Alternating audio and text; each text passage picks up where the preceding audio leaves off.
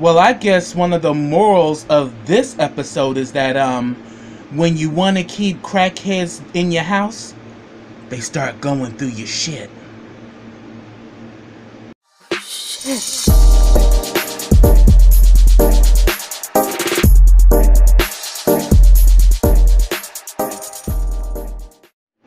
Hey, what's up everybody? Welcome back to KRS TV. This is your boy Kenny, and this is the Haves and the Have-Nots Season 7, Episode 9, and the name of this episode is Morning.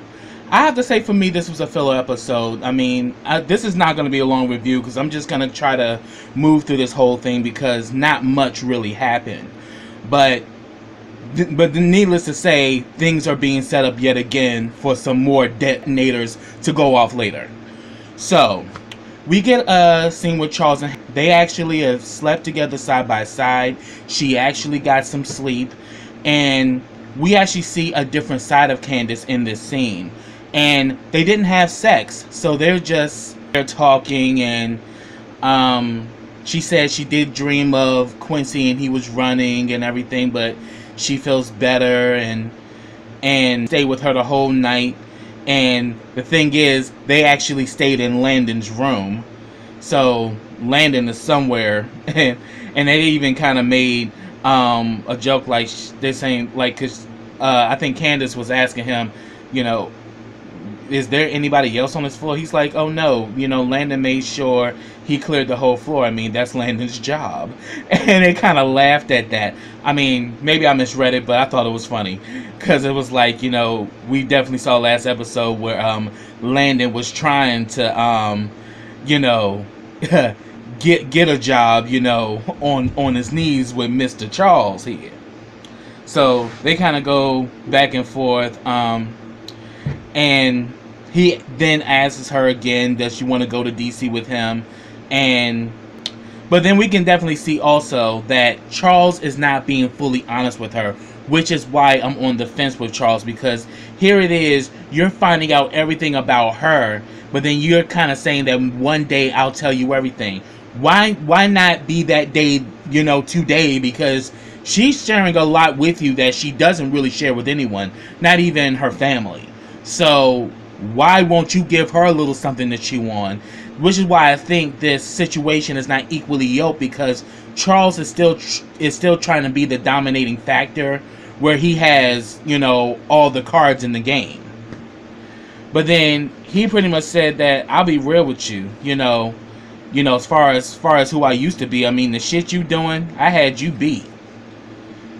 So, in a way, it makes her more curious, like, what the hell have you been doing that you got me beat? Because we know Candace to do some crazy shit. But then he was asking her, like, why did it take you so long to break down? And she was like, I don't want to go there. But he's like, no, the reason why I'm asking is because, you know, why did it take you so long? And she said that, look, I'm a strong woman and I can't let nobody see me sweat. But he's like, look, this is healing and it's cleansing. You need to go through this. You need to cry it out and all of that. So we're seeing that he is being a confidant to her at this time, and she's becoming vulnerable again. But yet, Charles, if you fuck this up, she is going to turn into a monster like we've never seen before. So I'm just putting that out there.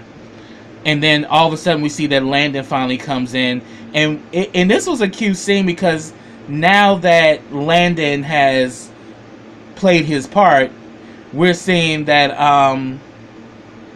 you know, Landon and Candace are kind of like girlfriends again. They're going back and forth, and she's smiling. And I thought it was cute, because it's like we've never seen Candace like this in a long time. I mean, ever since the death of her son, we know when you lose someone that special and that important to you, a part of you dies as well. So here it is, she's smiling and she's cutting up and she's laughing with Landon, and then you know, they're talking about Charles, and he's like, yeah, you know, he got his ways, and he was like, yeah, and you like him, don't you? He was like, yeah, he's my straight man crush, you know. But then she also says that, you know, so you guys had some passionate night last night. And she tells him that, look, we didn't have sex, you know, and that's weird because it's a totally different feel. And we see that, you know, Candace is really like on cloud 9 at this moment. And it was kind of good to see, but I'm still on the fence with Charles. Because she's being completely honest with you with everything, but she knows very little about your past or what led you to become, you know, the president-elect. She doesn't know your history. And I think Charles needs to stop being so damn, you know, secretive and start sharing some of his shit. You kind of see that scene going on between Landon and Candace, and I thought that was pretty cool. But then she was also asking too that, well, are they gonna like me in DC? And he's like, girl, you got everything. You're intelligent and you're beautiful and you got style. You will work these people in DC like Josephine Baker worked the French. And I was like, oh, you better give your history, bitch. You better fucking sell it. You better sell that shit. I like that. And he said that, yeah, you gonna slay him. So that's what happened there. Back at the house, David's house, we see Jeffrey, and again, I'm done with Jeffrey, you know, at this situation now, because Jeffrey is just a hard-headed, stupid bitch. And I'm from Justin, and also he's like, damn. I'm like, you don't want to keep leading them on, bitch. He wouldn't be calling you if you put your foot down with your punk ass. So he gets on the phone with Justin, and Justin's still doing the same old shit. I want you to come see the place. Please come see it. I want you to see it. Shut up, bitch! Ugh! So, and then they like, I love you. I love you too. And then all of a sudden we see damn Madison coming from around the corner and shit. And then he was like, Madison, did you hear the conversation? He was like, no, I was having my breakfast. And he was like, you know, this is why I didn't like your ass in school. You were so damn nosy. I'm like, oh, you got some nerve, bitch. You just mad that he know your shit and he calling you on it. That's what that is. And bitch, you was, and he said, well, maybe you shouldn't be so damn loud when you're having your conversation. He's like, I was whispering my ass. He wouldn't have heard the damn conversation if you was whispering. He over there having breakfast, you know, having his bagel with his orange slice, and you up in there talking to crazy ass fucking Glenn Close while she in the damn hospital bed saying, come to my place. You know, I'll have rabbit for dinner. Like, the fuck out of here, man. So after all, so pretty much, you know, so pretty much Madison and Jeffrey go back and forth, and Madison is like, don't go over there, he's going to hurt you. I don't trust him. He's got a bad vibe about him, and I wouldn't go over there if I were you. And he was like, look, I'm just gonna go check and see if he's okay. You know, I know what I'm doing, and don't you tell my father. Don't tell him anything. And because before they started talking, he asked, was his father up? And he said, yeah. So therefore, Jeffrey is all on edge. So his voice is raising when he should be kind of incognito, because you up here doing some foul shit after you know that your father sent some goons over there to whoop his ass, and yet you over there at the hospital licking his wounds. So all of a sudden he's telling Madison, don't say nothing. Don't tell my father anything. And all you hear is, tell your father what? And I'm like, oh shit. And you can't blame Madison for this shit. This was all you running your fucking mouth. So him and David start talking, and he starts getting buck with David. And he was like, so what is it? You still messing with that boy again? Like, I forbid you to do this, Jeffrey. And he's like, when I forbid you to be with mom, you know, how you gonna tell me not to be with Justin when you up here messing around with mom again? And and then they go back and forth and everything, and then like it gets to the point where David ain't having the bullshit, and he's like, first of all, this is still my house, and I forbid you to see this man. And he was like, well, if you can't get rid of mom, you can't tell me I can't see Justin. And then, like, you know, and what was that? Did you think I was gonna stop seeing him after what you did to him? You nearly had these people beat him up. I mean, you had these people beat him up to you know, and he was like, no, what I did was that I checked his ass and sent him a message that only he could understand. And then he gonna tell his father, well, you need to send a message to mom that she'll understand. I'm like, oh, you bitch. You just trying to find every little fucking crook and cranny you can think of so you can go fucking still mess with Glenn Close and her psychotic ass. Go the fuck on, Jeffrey. Go the fuck over there and let them fuck you up. I want you to go. Kenny wants you to go over there and get fucked up by Justin, because I'm getting sick of this storyline. And I'm getting sick of Jeffrey. Like, I'm through with Jeffrey. Like, Jeffrey gets on my fucking nerves. Like, he is really acting like a really entitled, arrogant, self-absorbed bitch. And I want this bitch to get handled. Give this bitch a wake-up call. Go over there to Justin and think you're gonna walk the fuck up out of that apartment. Because right now, honestly, I don't think you're really that in love with Justin. You're infatuated with Justin because Justin is in love with you and you're loving all the attention you're getting. And you're just taking it to the bank. But it's about time you pay the fuck up, because Justin wants what he wants. And if he don't get what he wants, you know the kind of monster he's going to become. So we just have to keep on watching. All of a sudden, we see that George is cross-examining Sarah, and she mentions Jim Cryer was the one who told her to steal the bullets, and that he was blackmailing her, and that in college she kind of lived this lifestyle that would have prevented her from practicing law. And then we see a picture of her kind of being gagged by these men or whatever. So pretty much they expose that in court, and then he says that, so have you been offered any deals or anything like that? She's like, no, I haven't been offered anything. So they asked her, well, why are you doing this? And she was like, you know, because, you know, I committed a crime and I should pay for it. And then we get damn Wyatt's ass up in there. So after that, you know, Wyatt sits down and they start cross-examining Wyatt, and they start talking about, you know, the actual car accident where he hit Benny and hit the little girl Lizzie.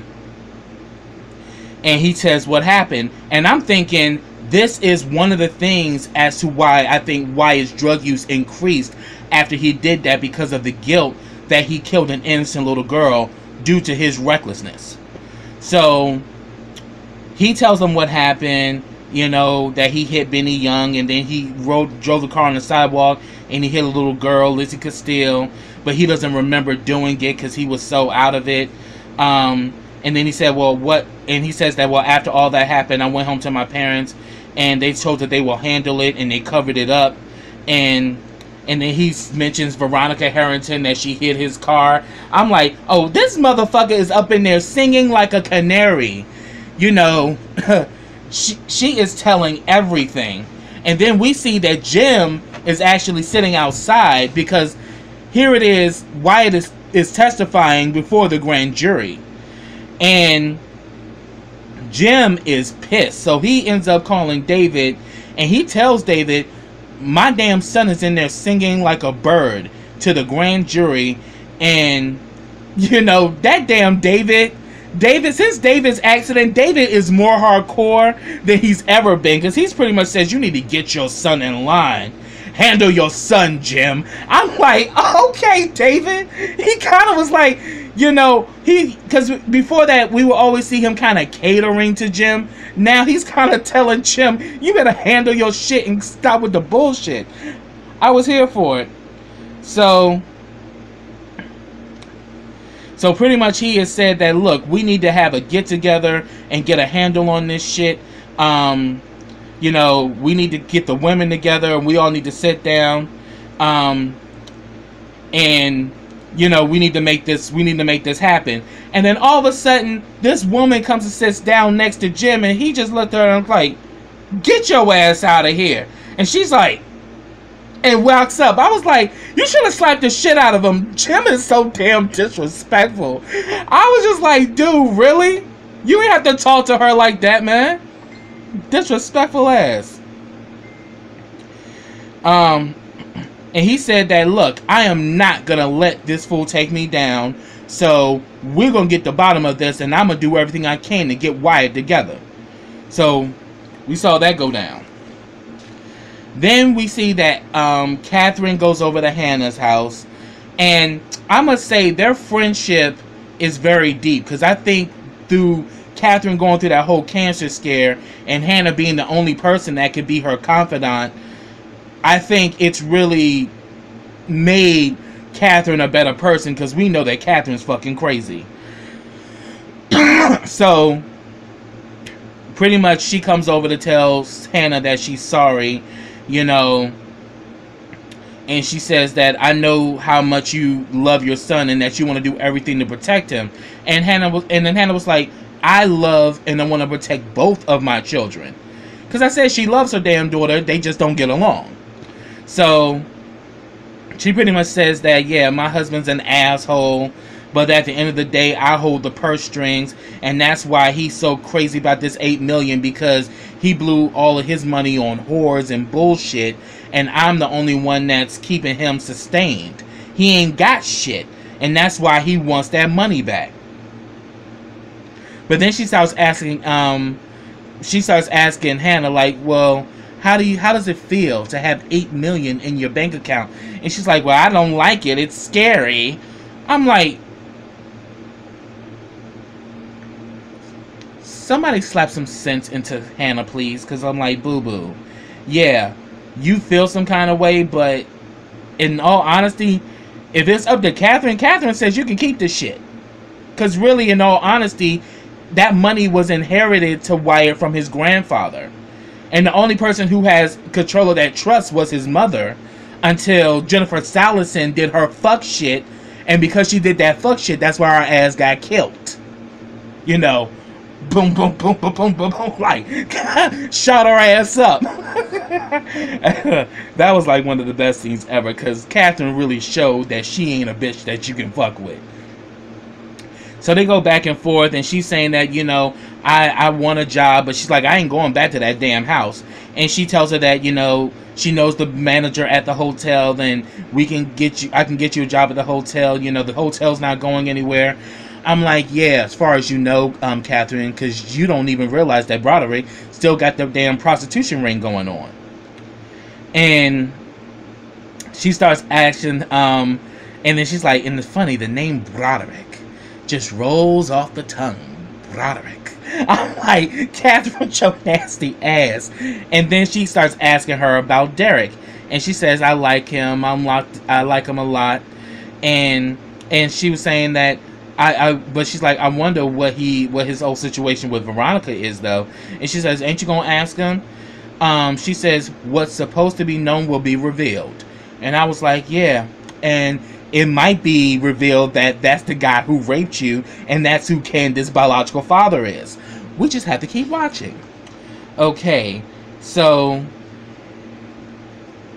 while she's there talking to Hannah, Jim calls her and says that, get home. Your son is right now testifying before the grand jury. So pretty much he tells her, like, look, get it together and get your ass home now. And she's like, oh, so this is serious. She's like, oh no, boo-boo, I'm just doing this for my health. Get your ass. And she just hangs up on Jim like, fuck you, Jim. And she pretty much tells her you have to go. And then before she leaves, Benny and Mitch show up.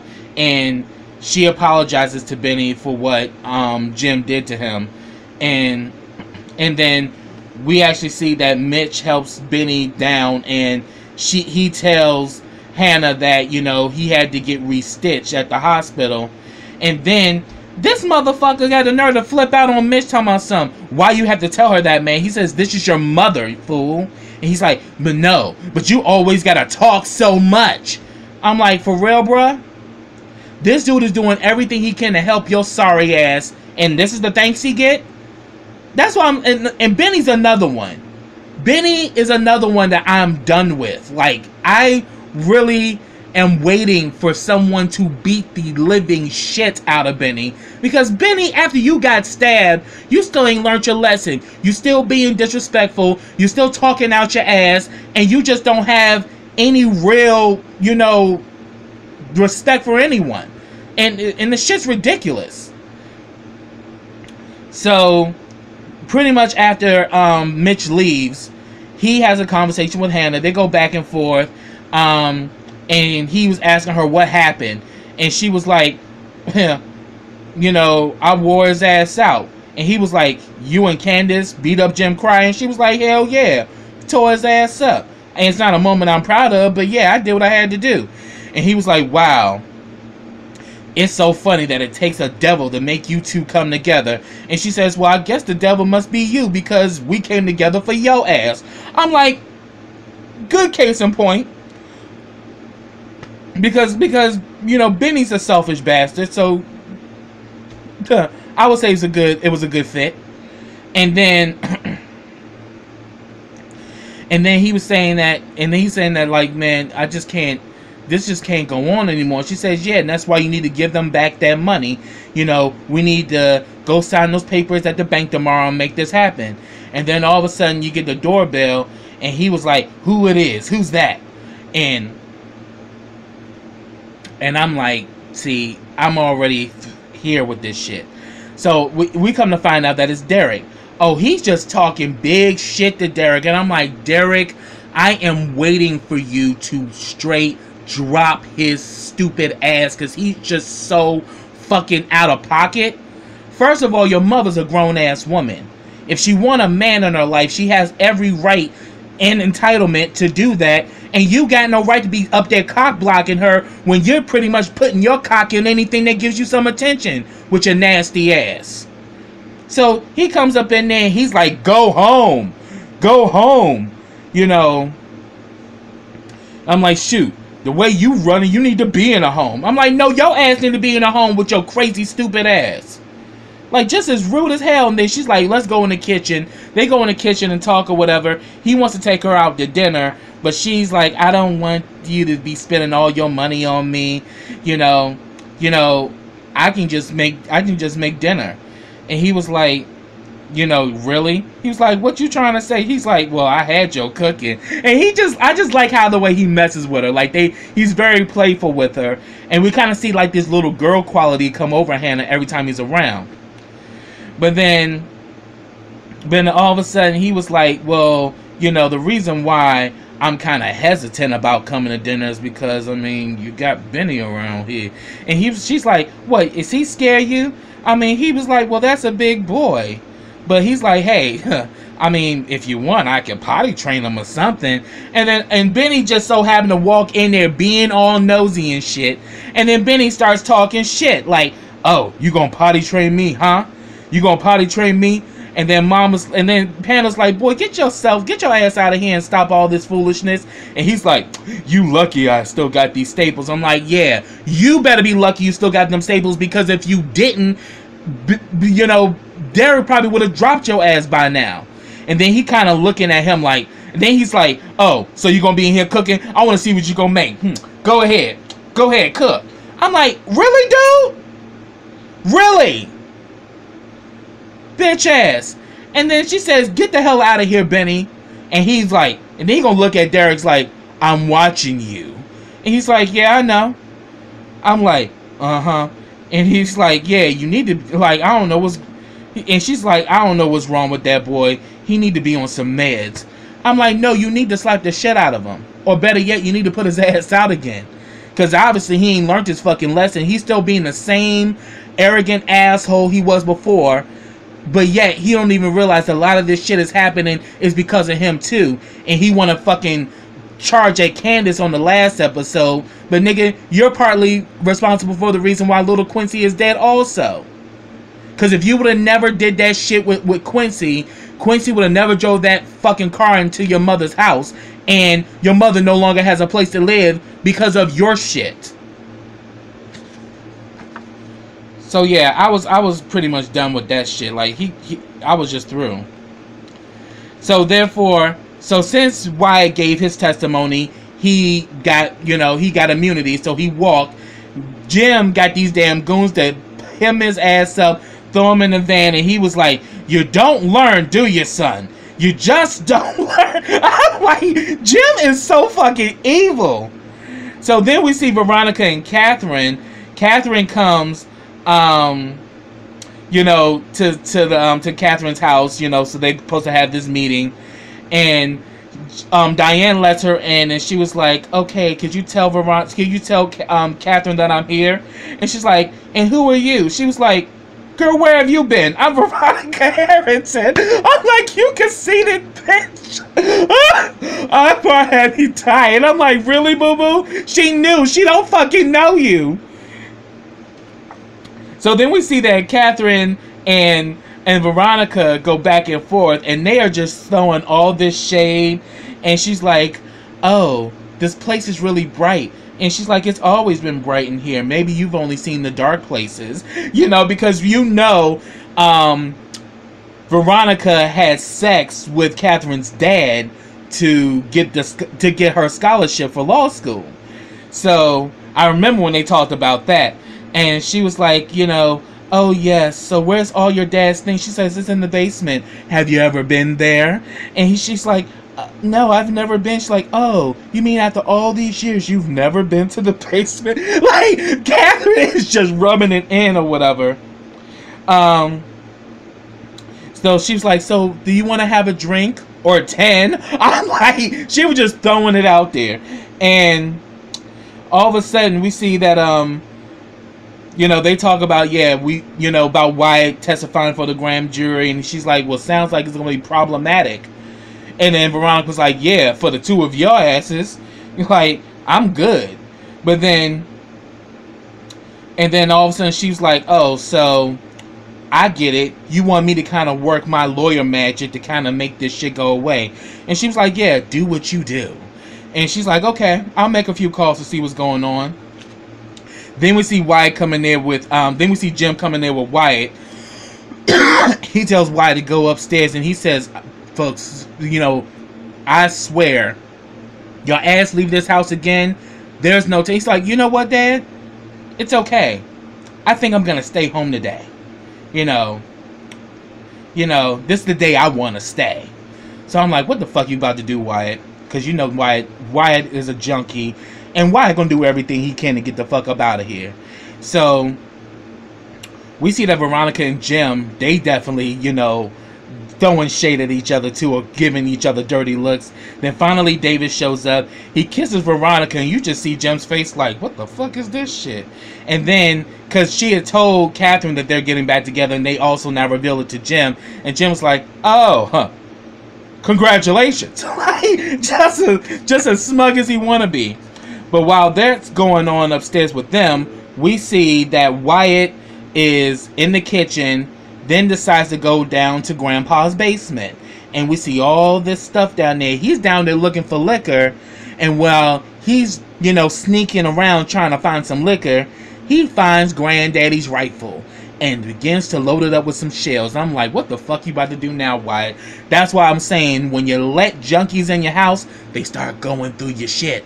So now that Jim brought this crazy junkie motherfucker back into the house, he's now going to create more shenanigans for the two of you. So we just going to see what's going to happen. But then what we saw from the preview for next week, it looks like that you know, they about to come and rest their asses.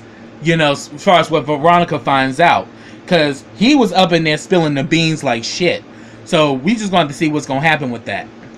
But that's what I have, y'all. If I missed anything, put it down in the comments. I'd love to hear your thoughts. But subscribe to my channel. Click that bell so you get notifications every time I drop a video. Also, follow me on all of my social platforms. I have them listed in the description box. Also, like this video, comment on this video, and share this video. And I will be back with another episode of the Haves and the Have-Nots. And I think we're getting close to the mid-season finale. So until next time, everybody, take care.